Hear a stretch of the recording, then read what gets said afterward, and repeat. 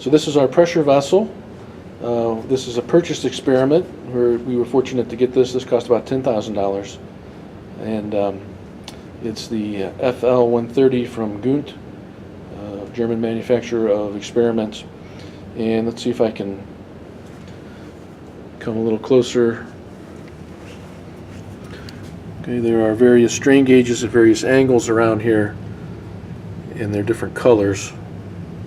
And they have a particular channel number that they're associated with, and those are described fully in the documentation that we'll provide with the lab report.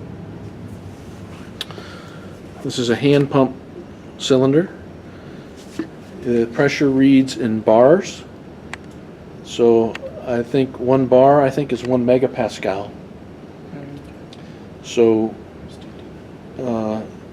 do not get above 30 bar.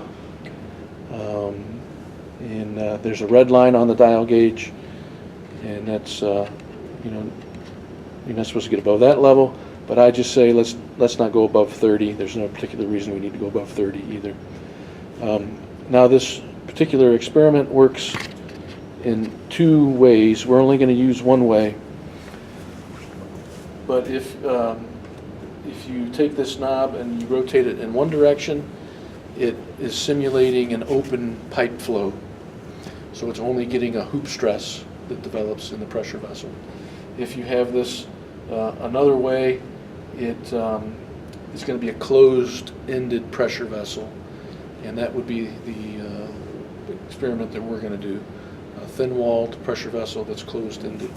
Let's see if I can find which way that is in the manual.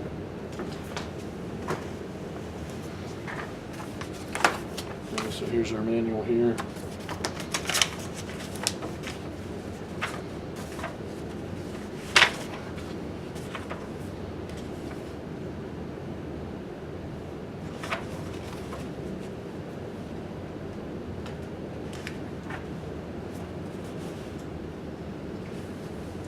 Okay, for the open-ended pressure vessel, let's see.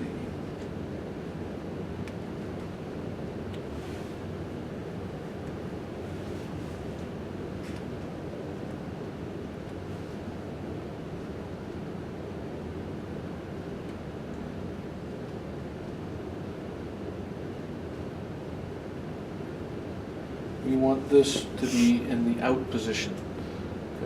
For the pipe flow, we want this to be in, kind of tightened up. So in our experiment, we want this to be drawn out that way. Over to the other side of this, this is the strain indicator. You can turn that on. And this also goes with an experiment. It's some software that's on the computer. So in the back, this cable needs to be hooked up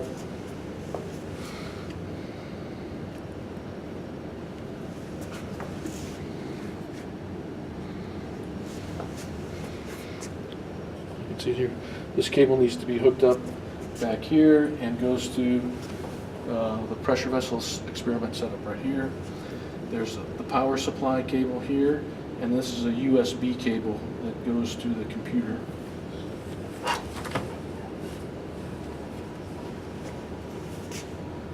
Okay.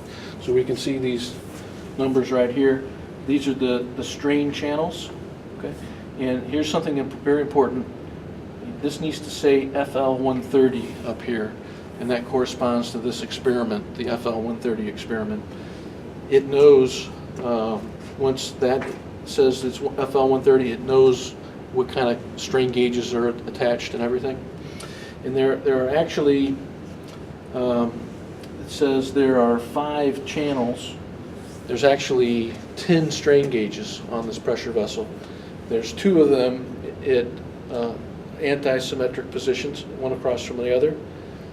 In case there's any bending or any non-symmetry, you're basically taking the average of those 2 readings on all those pair. So you end up with 5 pair. So right now we have 0 pressure in the pressure vessel. If we go over here, this opens and closes the pressure vessel. It should be left in its open position or out unless it's being used. In the closed position, we'll just tighten that in. And then we'll pump this up. Let's see if I can adjust this a little bit. We'll pump this and see how quickly that pressure rises. It won't take you very many pumps to get to your specific values of pressure. If you go too far, you can unscrew this and kind of let that pressure back out a little bit, then put it back in. Okay, so that'll raise it up. Again, don't exceed 30 bar. Now, I don't have this lab report completely done yet, but the idea is they're going to take maybe 5 readings on the way up. They'll take an initial 0 reading, they'll take like 5 readings on the way up, they'll take a final 0 reading, average 0, subtract off from the other values and get their strains. So we do 5 test points, except 2 0. A couple zeros and maybe 3 or 4 Okay. others. Yeah. And then they'll record these strains on this box. They'll record these strain values. And exactly the form of the experiment, I'm not sure yet, but couple things we can do is we can have them calculate the hoop stress and the axial stress in the pressure vessel using thin-walled pressure vessel theory. Okay. And then we can have them use the pairs of gauges, and we can have them calculate what the gauge reading should be. So they can do a Moore circle to take their hoop and axial pressure vessel stress state off to the angle that the gauges are sitting at, and then use 3D Hooke's law to calculate the strains, and then they ought to be able to get the strains off in that particular orientation.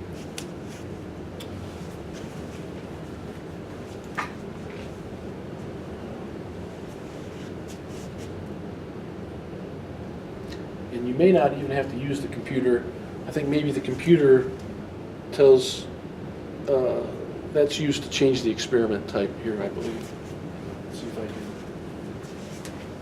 let's move this over here.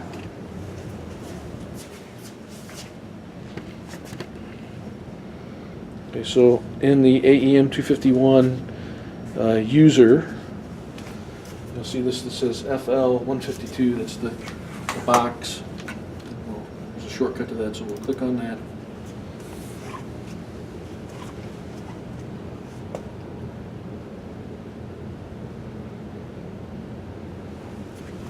I think it's down here at the bottom. Oh, there it is.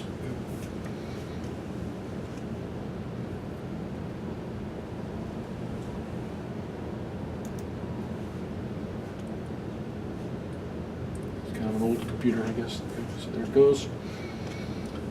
All right, so this is the FL 130 lab, and it has a nice picture of it. There's some other labs that we don't have. Let's see. Okay. So yeah, it's just kind of slow. But so it's a closed-ended, and so these should be the readings in the principal strains, I believe, based on all those measurements. I don't think you'll need to use this software, but we might use it in the future. So these must be the different pairs of readings here. And then this is the strain, and then they convert it over to stress. So this must be, what is this? Okay, so I guess you enter in maybe the stress, and then enter in the pressure, and then it calculates the stress. And then, yeah, it doesn't do a whole lot. The software doesn't do a whole lot.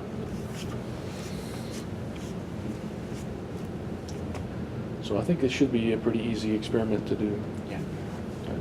I'm going to turn this off.